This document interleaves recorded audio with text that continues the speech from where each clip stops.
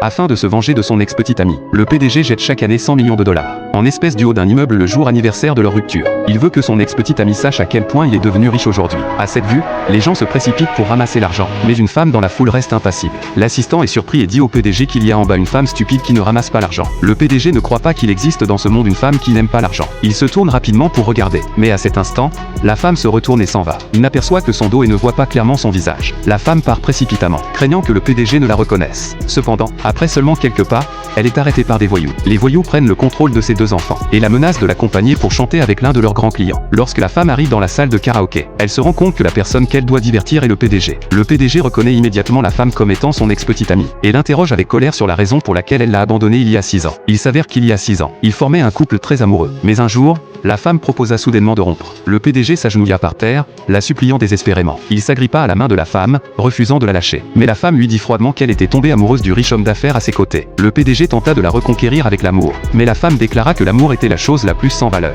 Elle affirma qu'elle aimerait quiconque avait de l'argent. Le PDG fut rempli de haine envers cette femme vaine. Sans le savoir, la femme éclata en sanglots incontrôlables après être montée dans la voiture de luxe. La voiture et l'homme d'affaires avaient tous deux été loués avec son propre argent. La raison en était que le PDG souffrait d'une maladie sanguine rare nécessitant un traitement extrêmement coûteux. Afin de réunir l'argent du traitement, la femme alla jusqu'à vendre la bague que sa mère lui avait laissée. Mais ce n'était qu'une goutte d'eau dans l'océan. Les frais médicaux restaient très insuffisants. À ce moment-là, le grand-père du PDG la retrouva. Il exigea qu'elle rompe avec le PDG, promettant de guérir la maladie du PDG. Afin d'assurer la survie du PDG, la femme n'eut d'autre choix que d'accepter la demande du grand-père. Personne ne savait qu'elle était déjà enceinte de 3 mois à ce moment-là. Un an plus tard, elle donna naissance à des jumeaux. Mais la fille hérita de la maladie sanguine du PDG et avait besoin de 80 000 dollars pour son traitement. En tant que femme de ménage, elle ne pouvait absolument pas réunir 80 000 dollars. Acculée au désespoir, elle n'eut d'autre choix que de travailler comme serveuse dans le club de karaoké. C'est là qu'elle rencontra le PDG qu'elle n'avait pas vu depuis des années. Le PDG crut à tort qu'elle n'était qu'une croqueuse de diamants et n'avait aucune intention de la laisser s'en tirer facilement. Le PDG la força à boire tout le cola posé sur la table, car il se souvenait qu'elle était allergique au cola. À l'époque,